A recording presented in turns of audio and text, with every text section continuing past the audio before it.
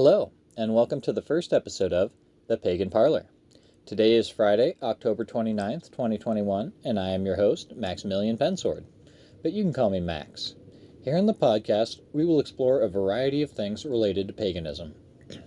At this point, I would like to stop and point out that paganism is a broad term that envelops many different pantheons and belief systems, and as such, this podcast will be focused on paganism as a whole and not on any specific branch of it.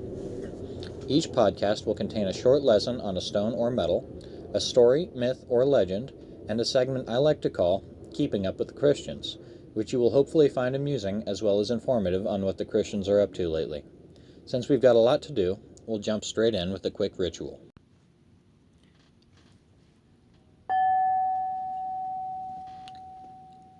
This ritual is intended to join the energies of the listeners in with the energies of the host, and the same in reverse, as well as basic protections from ill intents of others.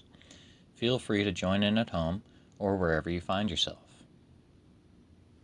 I will now light a candle, and as I do so, I invite in all beings of good intent into the ritual space. Humans, gods, and goddesses, spirits of the Fae, come and join together in good nature and to play. Come old, come young, come scarred and burned, it matters little when there's a lesson to be learned. Come in good faith, and you will be safe, but come with ill intent, and your mind shall get bent. For the harm of none and the good of many, blessed are we, so mote it be.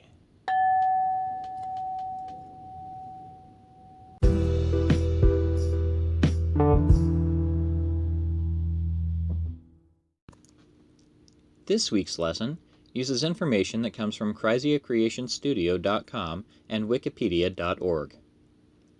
This week we are learning about Amazonite.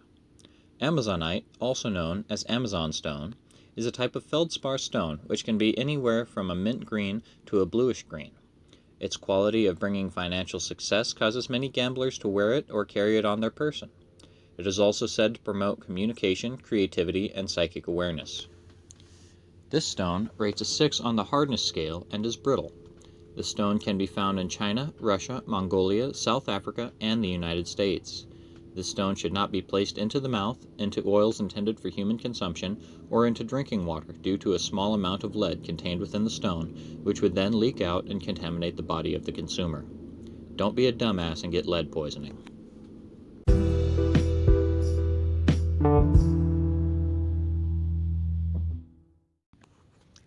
Now it's time for Pagan Promotions. Herein, I will highlight one person of interest, celebrity, or pagan-owned business per week. This week's pagan is Avril Lavigne. Information for this section comes from 24celebs.com and answers.com. Born in 1984, this singer hails from Canada and was raised as a Christian by her parents. At age 14, she won a contest and sang in a duo with Shania Twain, which got her noticed by Shania Twain's manager, who then convinced her to send the recordings to a producing center and got her career started. Presently, she is vegan and practices yoga. There is some discussion as to whether or not she is a member of the pagan community, but despite the best efforts of the internet, I was able to dig deep and find the quote where she stated that she freely identifies as Wiccan, but doesn't think that she should have to label herself as a person.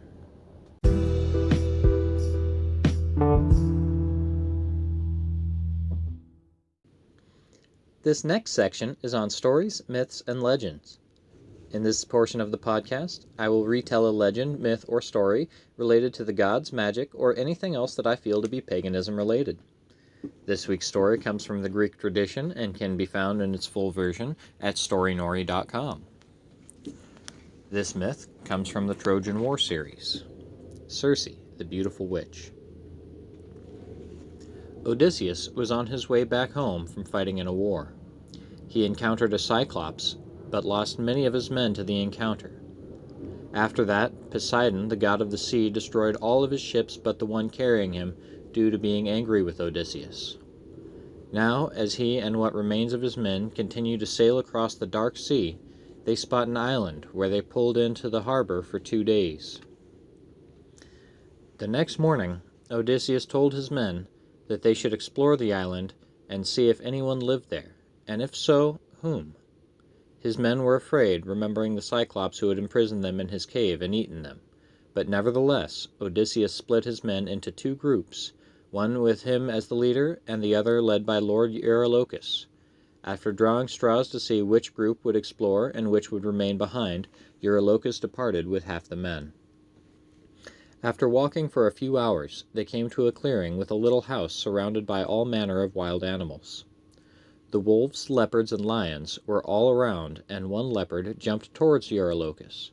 But instead of attacking him, as he feared it would, it rubbed up against him and began to purr like a house cat. Next he heard the sound of a woman singing through the open window of the house. The voice was mysterious and beautiful, and caused the men to be drawn towards the house with longing.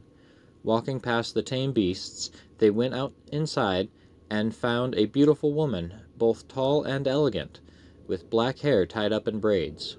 Her name was Circe, and she invited them to sit at her table and have some soup.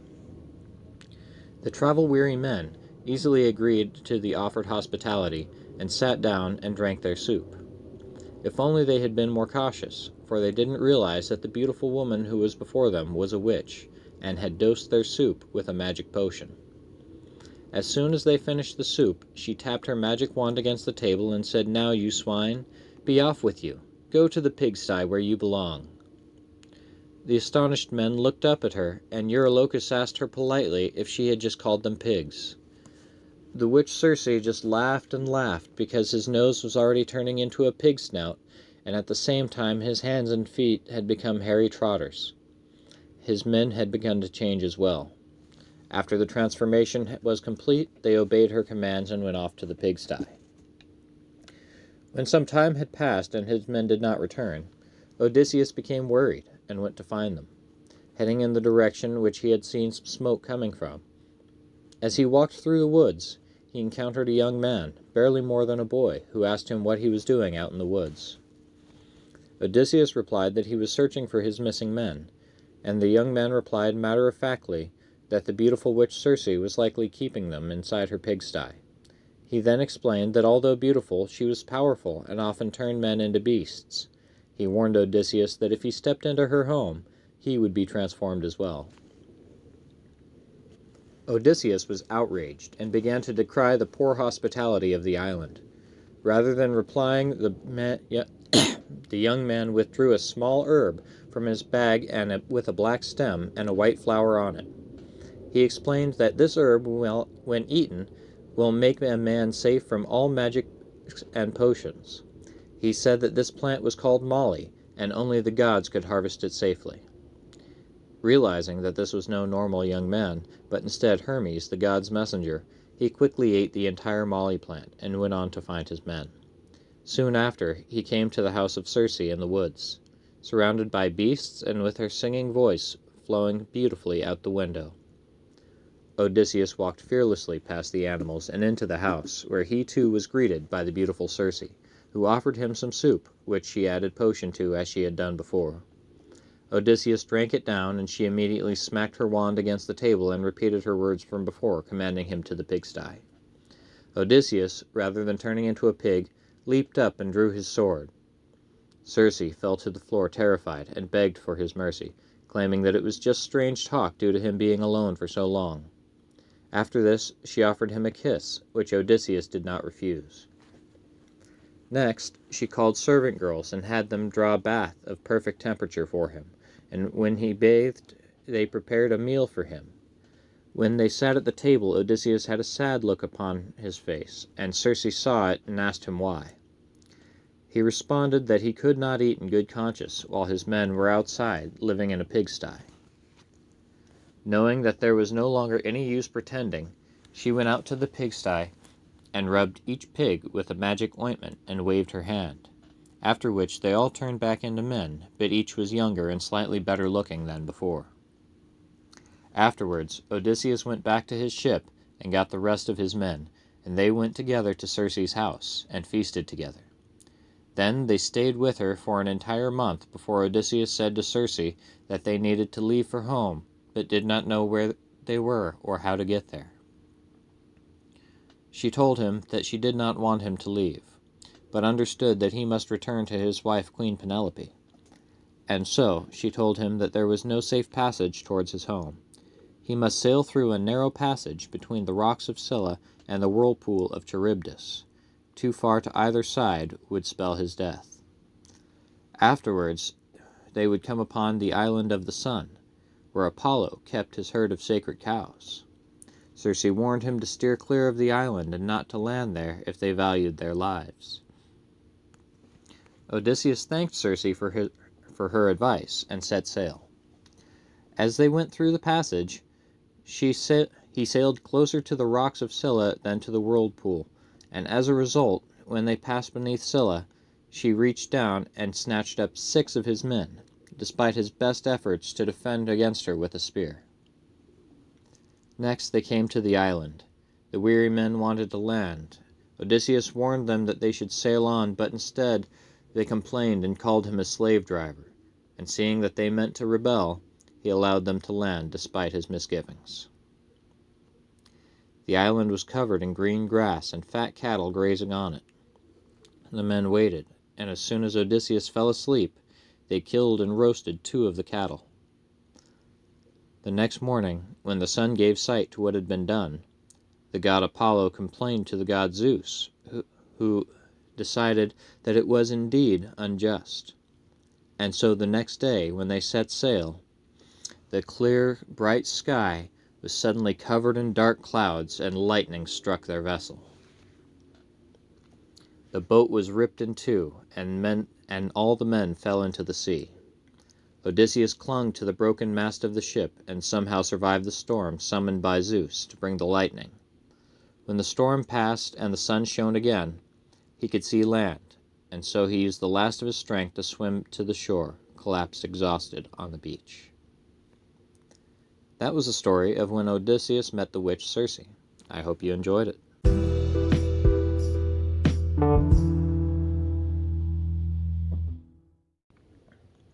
Now let's move on to the next segment, which I like to call Keeping Up with the Christians. In this segment, I take a look at what the Christians are doing lately and dissect it from a non-Christian's point of view. Part of this is a report on their goings-on, and part of it is just making fun of them, so I hope you enjoy it. Recently, in response to requests of bishops around the world, the Vatican is allowing people to pray for dead people so that they can get to heaven faster and easier. This means that they are saying that after people die, as long as they aren't going to hell, you can pray them into heaven. Now, I personally didn't know that there were more than 2 ways to go for Christians, but apparently, when you were good enough not to go to hell, but you weren't a saint, you go to purgatory to suffer for a while until you are ready for heaven. You would have to be high to swallow this garbage.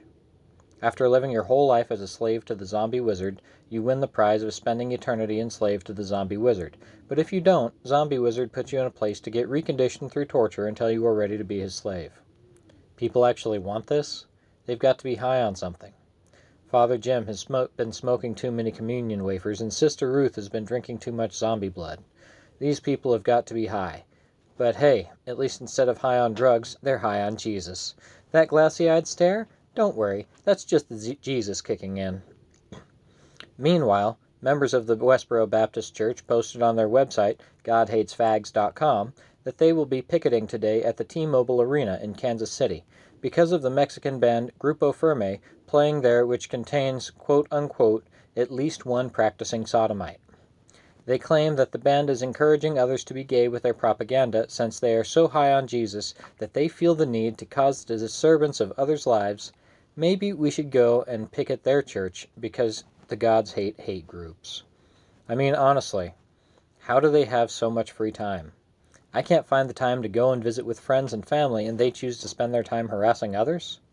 Oh, my bad. They're just following the commandments of their overlord, the zombie wizard, who wants to enslave the world.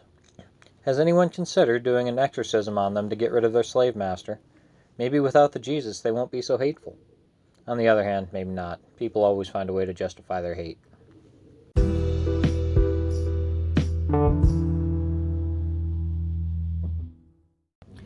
Alright, now I would like to do a section where I address some questions that the audience has.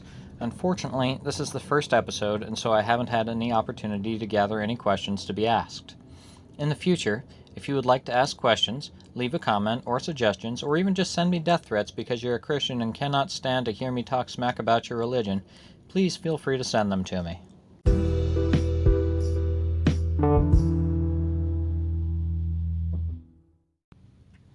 That's all I have for today. I'm thinking of doing this weekly, but I haven't had the chance to see if it will work out with my schedule or if I will have to do it bi-weekly, so make sure you come back for the next episode. Any questions, comments, suggestions, or death threats can be sent to paganparlor1313@gmail.com. The whole of the law shall be do as thou wilt, but harm none. Blessed be, and don't forget to blow out your candles.